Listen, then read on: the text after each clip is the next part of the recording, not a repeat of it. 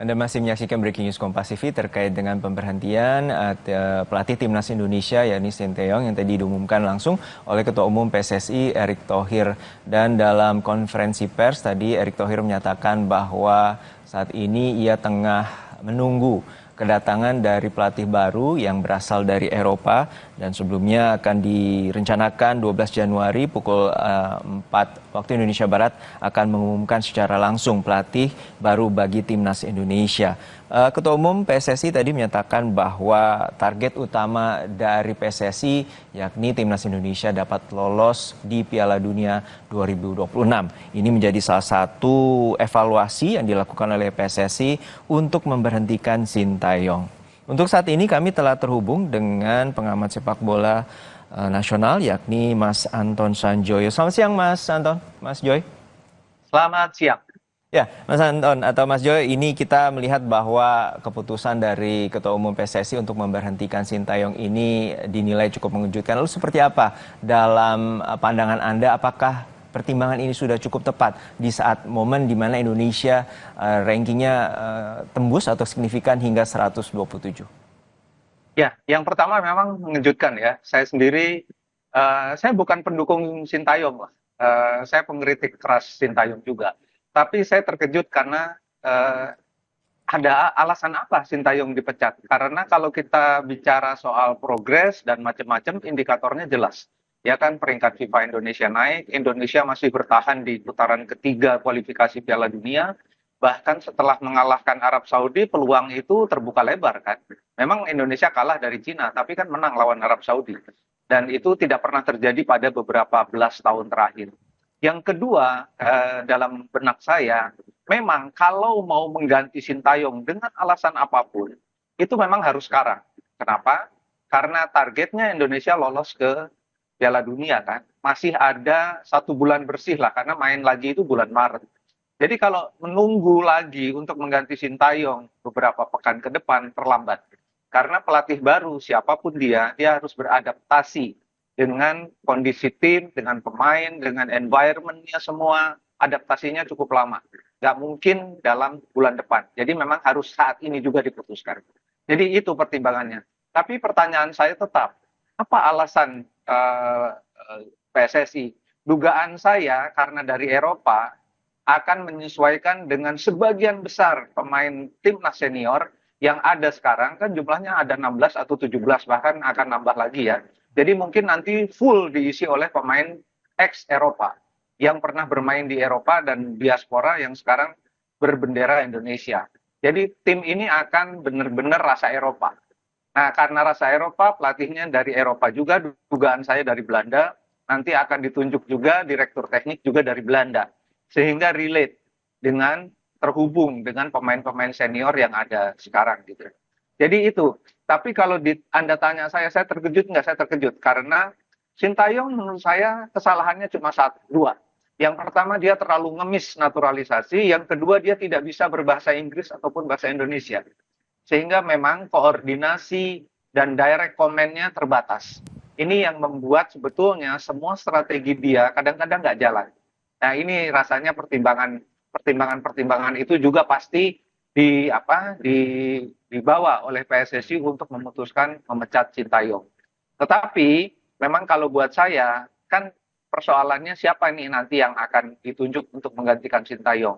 Apakah kalau dalam benak saya kalau bukan pelatih kelas 1 asal Belanda yang bahasanya sama Kevin Dix, sama Jay Itzes dan macam-macam, itu rasanya juga akan percuma. Tapi kalau bahasanya sama, ya mungkin ada berkahnya.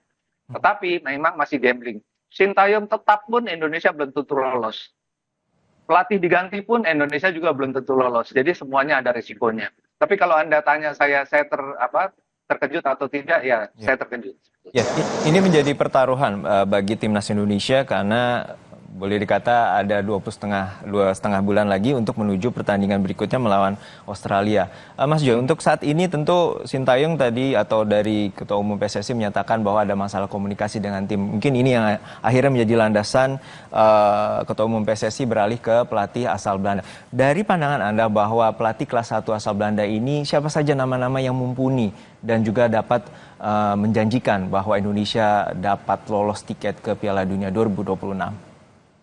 Kalau yang dari isu-isu yang beredar kan sejumlah nama sudah disebut ya di dunia media sosial itu kan ada Patrick Kluivert, ada Louis van Gaal, ada Giovanni van Bronckhorst, ada Ruud van Nistelrooy, semua disebut gitu loh. Dan ya kalau kita lihat dari rekam jejak mereka, apalagi kalau kita bicara Louis van Gaal, itu kan memang ya udah kelasnya udah kelas nomor 1 banget. Tapi isunya dia akan menjadi direktur teknik karena Indonesia tidak punya direktur teknik. Kemungkinan besar ya konon katanya adalah bekas pemain nasional Belanda. Bisa siapapun, bisa Van Bronckhorst yang punya darah Indonesia, bisa Patrick Kluivert, bisa siapapun. Tapi kalau memang diambil dari mantan pemain nasional Belanda yang sudah berlisensi pelatih pro, saya yakin sih akan ada perubahan yang cukup signifikan ya, terlepas dari kontroversi pemecatan Sintayong. Tetapi kalau diganti oleh pelatih orang Belanda yang sudah punya reputasi internasional, saya yakin progresnya akan lebih baik daripada kalau masih tetap dipegang oleh Sintayong. Tetapi syaratnya yaitu ada orang yang betul-betul mampu menjadi direktur teknik, yang bisa membuat pemetaan mengenai kebutuhan sepak bola Indonesia, dan ada orang yang mampu langsung berhubungan dengan tim yang ada sekarang, terutama tim senior yang kebanyakan diisi oleh pemain-pemain diaspora. Jadi kalau dia berbahasa Belanda, taktiknya udah bisa langsung nyambung. Karena kan ke-18 atau berapa belas pemain itu kan dididik di sepak bola Belanda. Jadi kalau yang latih katakanlah Patrick Kluivert, sudah pasti nyambung. Filosofinya nyambung, strateginya nyambung, semua komunikasinya nyambung. Jadi saya rasa syaratnya itu. Untuk jangka waktu yang cukup pendek ini, terutama di laga Maret mendatang, seperti apa? Bila nanti tadi secara taktikal, secara kultural juga akan memiliki sinergi dengan para pemain dan juga pelatih, ini seperti apa dalam pandangan Anda? Ya, kalau yang ditunjuk adalah orang Belanda, siapapun dia, mau Kluivert kayak mau Van Bronckhorst kayak siapa, ini orang ini udah bisa langsung menghubungi pemain-pemain Indonesia yang sekarang ada di Liga Belanda. Ya, dia bisa berkontak dengan Miss Hilgers, dia bisa berkontak dengan Reinders, dia bisa berkontak dengan siapapun pemain tim nasional senior yang ada di Belanda sekarang. Sudah mulai melakukan komunikasi. Jadi mungkin mulai besok dia sudah berkomunikasi karena saya rasa orangnya sudah ada, sudah ditentukan definitif oleh Erick Thohir. Jadi sudah bisa langsung berhubungan untuk membicarakan semuanya. Jadi rasanya sih kontak awal dan komunikasi awal itu yang sangat dibutuhkan sekarang. Untuk nanti ketika mereka berkumpul lagi dalam sebuah tim, itu komunikasi awalnya sudah terjadi. Ice breakingnya sudah terjadi. Jadi rasanya kesananya akan jauh lebih mulus lagi kalau dia melakukan kontak-kontak awal. Dari segi komunikasi tadi dan juga mungkin dari segi kultural yang bisa jadi penghambat ataupun menjadi alasan landasan bahwa Ketua Umum PSSI menggantikan Sintayong. Lalu seperti apa secara taktikal bahwa Sintayong ini memiliki kekurangan yang patut untuk dibenahi agar Indonesia bisa lolos Piala Dunia? Sebetulnya kalau dari sisi taktikal dia kan sangat suka dengan 3-4-2-1, itu taktikal yang sangat ofensif. Kalau saya lihat dari tim senior, sebetulnya sudah mulai jalan pada beberapa sektor. Satu-satunya sektor yang belum berjalan dengan baik adalah sektor depan. Karena memang Indonesia tidak punya pemain yang berposisi di nomor punggung 9. Itu striker murni yang Indonesia tidak punya. Tapi lini tengah menurut saya sudah yang terbaik. Lini belakang menurut saya dengan kehadiran Martin Paes di sektor penjaga gawang, ada Jai Itdes juga, ada Rizky Ridho di situ. Menurut saya satu yang terbaik sekarang di Asia gitu. Cuma memang problemnya kalau dibandingkan dengan tim lain yang menerapkan 3-4-2-1 atau 3-4-3, memang masih ada komunikasi yang terputus-putus antar lini. Nah, ini yang kemungkinan nanti akan bisa diperbaiki siapapun yang akan menggantikan Sintayong. Kalau dia bisa berbahasa Belanda dan berbahasa Inggris, menurut saya jauh lebih bagus. Kan selalu saya katakan dari dulu-dulu, Sintayong ini kelemahannya cuma satu, dia nggak bisa bahasa Inggris, dia nggak bisa bahasa Indonesia. Jadi gimana akan melakukan direct comment terhadap pemain-pemain itu, tidak ada komunikasi yang baik. Dan itu kadang-kadang menjadi perdebatan yang panjang juga. Tapi kalau komunikasinya baik, saya rasa sih tim ini yang ada sekarang, mungkin dengan penambahan beberapa pemain, akan berbicara banyak nanti di kualifikasi Piala Dunia dengan 4 pertandingan yang masih tersisa. Oke, untuk tadi ada target juga akan mendatangkan technical director. Lalu seperti apa sebenarnya signifikansi dari peran dari direktur teknik ini bagi timnas Indonesia? Ini, direktur teknik dimanapun kalau Anda bicara negara sepak bola, itu adalah jabatan yang paling mentereng, jabatan yang paling penting di sebuah federasi.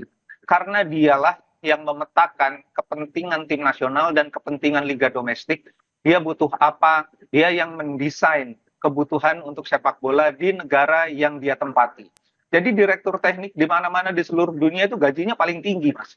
Nah, ini yang tidak pernah disadari barangkali di Indonesia, direktur teknik itu sebetulnya bukan jabatan ece-ece, itu jabatan yang sangat-sangat penting. Bahkan dia adalah jantung dari sebuah federasi.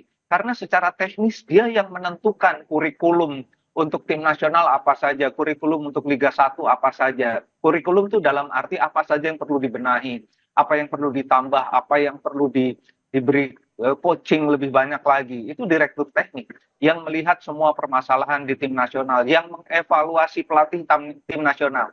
Oleh sebab itu, kualifikasi direktur teknik itu harus lebih tinggi daripada pelatih tim nasional. Sehingga dia diperlukan orang yang paling berpengalaman, orang yang sangat berpengalaman. Kalau disebut-sebut Louis van Gaal, menurut saya itu yang pas. Walaupun dia sudah tua dan agak sakit-sakitan, tapi pikirannya masih sangat jernih, dan saya rasa kalau dia dijadikan direktur teknik, masa depan Indonesia sangat baik. Baik, kita nantikan juga seperti apa nanti target dari Indonesia dan juga dengan pelatih baru. Tapi Mas Joy, kita tahan dulu, kita akan break sejenak untuk Breaking News Kompas TV, akan kami hadirkan kembali setelah jeda. Melihat perlunya ada pimpinan yang bisa lebih menerapkan strategi yang tentu disepakati oleh para pemain, ya, komunikasi yang lebih baik, dan tentu implementasi program yang lebih baik juga secara menyeluruh untuk tim nasional.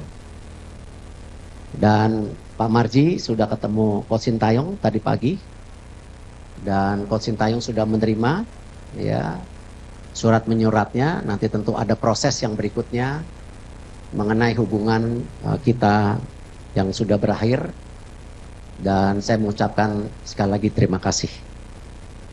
Dan kami sudah mendapatkan calonnya.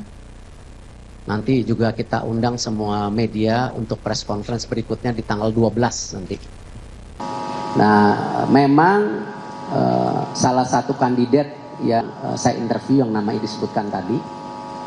Tapi daripada menebak-nebak, kan tadi saya bilang tanggal 11 sampai tanggal 12 nanti ada press conference jam 4. Lebih baik media bisa bertanya langsung kepada pelatih yang tentu kita sudah sepakati.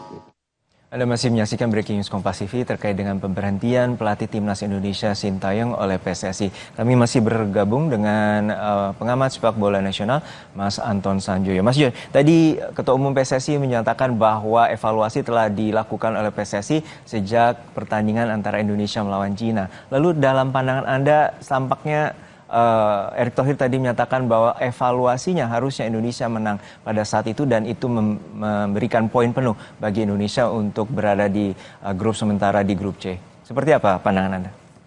Ya, Indonesia menjalani banyak sekali pertandingan kan di bawah Sintayong. Salah satu pertandingan yang Indonesia gagal adalah ketika melawan Cina. Tapi jangan lupa itu adalah pertandingan di Cina. Pertandingan Indonesia away itu, bukan pertandingan home. Kalau pertandingan home kalah lawan Cina, bolehlah nilainya jelek banget gitu loh. Tapi itu pertandingan away, tidak ada pertandingan away satupun di dunia ini yang mudah, ya, kecuali untuk tim-tim kelas 1 dunia. Jadi kalau Indonesia kalah melawan Cina dan itu dipakai tolok ukur, menurut saya tidak fair. Ya, tidak fair karena Cina bermain dengan sangat solid waktu itu ya, pertahanan mereka sangat bagus, serangan balik mereka juga bagus gitu loh. Jadi harus dievaluasi secara menyeluruh. Lawan Arab Saudi Indonesia bisa menang setelah puluhan kali, puluhan tahun Indonesia nggak bisa menang lawan Arab Saudi. Itu kan nilai plus gitu loh. Kalau kita lihat di U23 yang juga dipegang oleh Sintayong, progresnya kan banyak banget juga gitu loh. Nah ini menurut saya kita harus fair lah untuk menilai itu. Keputusan boleh ada di tangan PSSI, tapi kalau memang evaluasinya hanya melawan Cina, menurut saya tidak fair, ya jauh dari fair. Apalagi kalau evaluasinya adalah kegagalan Indonesia di AFF, menurut saya itu lebih tidak fair lagi ya, lebih dalam tanda kutip bodoh lagi gitu loh. Karena kan di AFF itu kan memang untuk regenerasi gitu loh, dan itu membuka kotak Pandora sebetulnya bahwa Indonesia ini di dalam persepak bolaan itu masih jauh tertinggal daripada negara lain, dan bukan salahnya Sintayong gitu loh. Nah ini yang menurut saya juga harusnya menjadi evaluasi, tapi ya sudah diputuskan. Saya rasa sih ke depan jangan lagi membuat evaluasi-evaluasi yang menurut saya tidak relevan dengan perkembangan sepak bola modern. Nah ini yang menurut saya harus jadi juga. Ini kan orang-orang di PSSI nggak pernah punya evaluasi yang menyeluruh terhadap penampilan. Ranking FIFA juga naik kok gitu loh. Penampilan Jai Isdat dan kawan-kawan enak dilihat juga gitu loh. Dan progresnya kelihatan jelas. Masih punya peluang untuk lolos ke putaran 4. Masih punya peluang lolos bahkan ke putaran keempat dengan posisi 3. Peluangnya masih terbuka gitu loh. Indonesia kan 4 pertandingan lagi, lawan Bahrain, lawan Cina di kandang, lawan Australia di tandang, lawan Jepang away gitu loh. Dan menurut saya 2 pertandingan melawan Cina dan Bahrain itu 6 poin penuh kalau tetap dipertahankan seperti sekarang. Baik, tantangan terbesar Timnas Indonesia yaitu pada Maret mendatang melawan Australia, terutama di kandang Australia. Dan ini menjadi tantangan pertama bagi pelatih baru pilihan dari Ketua Umum PSSI Erick Thohir yang juga telah melakukan wawancara pada bulan Desember lalu dan nanti 12 Januari akan diumumkan secara resmi.